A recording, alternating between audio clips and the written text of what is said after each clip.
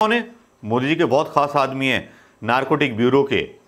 तब आप समझिए, बड़ा खुलासा कर रहा हूं। इस खुलासे को शायद कोई नहीं लेके आ पाएगा। बाद कंगना राणावत का ये सवाल उठाना कि साफ फेमिनिज्म नारी प्रधान पिक्चरें मैंने बनाई, आपको भी याद होगा, तो आप कमेंट करें, क्योंकि नारी प्रधान फिल्में उसमें बहुत सारी अभिनेत्रियां रही हैं। सुरैया जी रही हैं, नरगिस दत्त रही हैं, लेडी गागा रही हैं। इतना फिल्मों का इतिहास जिस औरत को ना पता हो और जो दावा कर रही हो खाली झांसी की रानी बना करके, जो न्यूड्स अर्धनंगे कपड़ों में नजर आती हो विजय माल्या के साथ।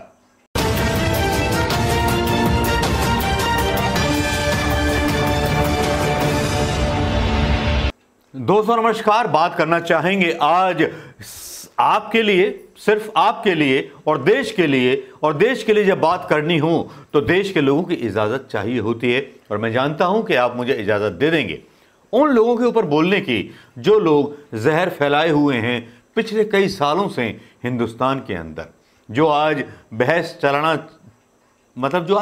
रहे हैं कंगना राणावत जैसी एक ऐसी अभिनेत्री के पीछे जो कंट्रोवर्शियल क्वीन रही है, जो पता नहीं कितने कितने बयान देती रहती है। शुरू से ही वो राखी सावंत की तरह, मतलब एक तरह से कंट्रोवर्शियल रही हैं कंगना राणावत। अब कंगना राणावत जैसी एक हीरोइन के ऊपर जिसको Y+ की सुरक्षा मिल गई हो, जिसको साथ मिल गया हो अस्थाना साहब का। अस्थाना साहब कौन है? मोदी जी के बहुत खास आदमी हैं, नारकोटिक ब्यूरो के। तब आप समझिए, बड़ा खुलासा कर रहा हूं। इस खुलासे को शायद कोई नहीं लेके आ पाएगा। ना तो पिछवाड़े में सरदाना के दम है, ना किसी गोदी मीडिया के पिछवाड़े में दम है। लेकिन चलिए मैं शुरू करता हूं इस बात को, क्योंकि यहां एक बहस चल रही थी हल्ला बोल में, जहां पर मूर्खों के मतलब सारे सरदार इकट्ठे हुए थे जो रोहित सरदाना ने पाले हुए थे। रोहित सरदाना बहस कर रहे थे कंगना राणावत पर। उनके लिए बाकी मुद्दे चीन हो या कुछ भी हो, बाकी गौण हो गए होंगे, लेकिन कंगना राणावत की इज्जत जो थी प्यारी, जो पता नहीं क्या क्या करके खुद मान चुके हैं, कितने ब्लॉग्स डल चुके हैं, क्या क्या डल चुका है, चले छोड़िए, किसी नारी के बारे में हमें बोलने की इजाजत नहीं है। पहले तो उन्होंने बोला अमिताभ बच्चन जी की पत्नी जया बच्चन जी के बारे में जो भी बोला, और उसके बाद उनके बराबर बयान आते चले जा रहे हैं। करण जौहर के बारे में बोला है, सबके बारे में बोला है, और फिर उन्होंने अपनी थाली का रोना रोया है कि मैं नारी प्रधान हूं, मैं सबसे पहले फेमिनिज्म लेके आई। मैं कंगना राणावत को याद दिलाना चाहूँगा कि फेमिनिज्म लाने वाली सबसे पहली अभिनेत्री थी नरगिस दत्त, उसके बाद मीना कुमारी, उसके बाद ललिता पवार, और पता नहीं कितनी हीरोइनों की इतनी लिस्ट है जो फेमिनिज्म लेकर के आई, नारी प्रधान फिल्में बनी। और मैं आपको बता दूं कि जवाहरलाल नेहरू प्रधानमंत्री जब थे तब नायिका प्रधान फिल्में बनती थीं, चाहे अनाड़ी देख लीजिए, राज कपूर की फिल्में देख लीजिए, राम तेरी गंगा मैली देख लीजिए। 80 तक की बात कर रहा हूं। कंगना जी याद हो ना हो, लेकिन याद दिला रहा हूं, और सरदाना को भी याद दिला रहा हूं। लेकिन सरदाना पर सवाल क्यों उठ जाते हैं, उसके मूर्ख स्थान पर सवाल क्यों उठ जाते हैं? उस मूर्ख स्थान पर सवाल इसलिए उठ जाते हैं कि संबित पात्रा जैसा एक पात्र, जिसको आजकल जोकर बोला जाता है, वो आता है और बोलता है करण जौहर की तो कोई फैमिली नहीं है, उसकी शादी करा दो, राहुल गांधी की शादी करा दो। अचानक से राहुल गांधी का नाम बीच में ठूंस देता है। भैया क्यों? कंगना राणावत तो बहस है तो वहां बहस करो, उस पर कुछ दो, वरना हम बता देते। करण जौहर के बारे में जब आपको पता नहीं है, करण जौहर की 2 बेटियां हैं, जिसका रूही जौहर और हीरू जौहर नाम है। तो संबित पात्रा पहले तो अपना ज्ञान करेक्ट कर लो, और रोहित सरदाना अपना ज्ञान करेक्ट कर लो कि तुम कितनी पागलपंती में ये बहसें चलाते हो और किस तरह से उन बच्चों पर प्रभाव डालते हो, जबकि करण जौहर का इस बहस से कोई लेना देना नहीं है। और अगर आपने किसी और मंशा से एनसीबी को लगा दिया गया है, क्योंकि मैंने सुना है एक नशे का व्यापारी जो कहा जाता था कभी, उसने एक रिपोर्ट दर्ज कराई है करण जौहर के खिलाफ, जिसमें कहा गया है कि भैया ड्रग पार्टी की थी। अरे भैया ड्रग पार्टी की थी उस टाइम जब आपको पता था, आपने सप्लाई की थी ड्रग्स की, तब आपने पुलिस को क्यों नहीं बताया अपने बारे में?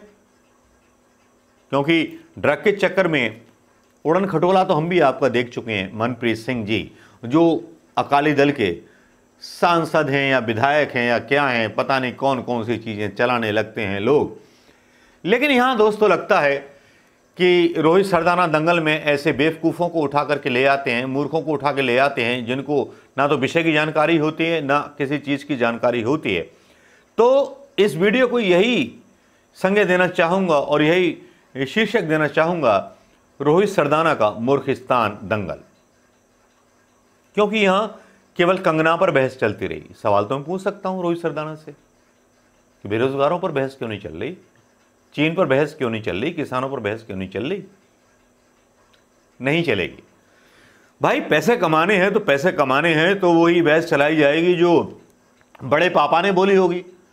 तो मूर्खिस्तानों का दंगल कभी ना कभी सुराग छोड़ जाता है और उस सुराग में बहुत सारे छेद मिल जाते हैं। दोस्तों, आपको कितने छेद मिले इस रोहित सरदाना के दंगल में, जरा बताइएगा जरूर। दोस्तों, करण जौहर के बारे में समित पात्रा की नॉलेज ना होना, उसके बाद कंगना राणावत का ये सवाल उठाना कि साफ फेमिनिज्म नारी प्रधान पिक्चरें मैंने बनाई, आपको भी याद होगा तो आप कमेंट करें।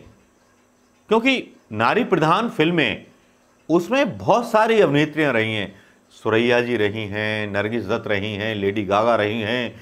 इतना फिल्मों का इतिहास जिस औरत को ना पता हो और जो दावा कर रही हो खाली झांसी की रानी बना करके, जो न्यूड्स अर्धनंगे कपड़ों में नजर आती हो विजय माल्या के साथ, क्या वो झांसी की रानी की एक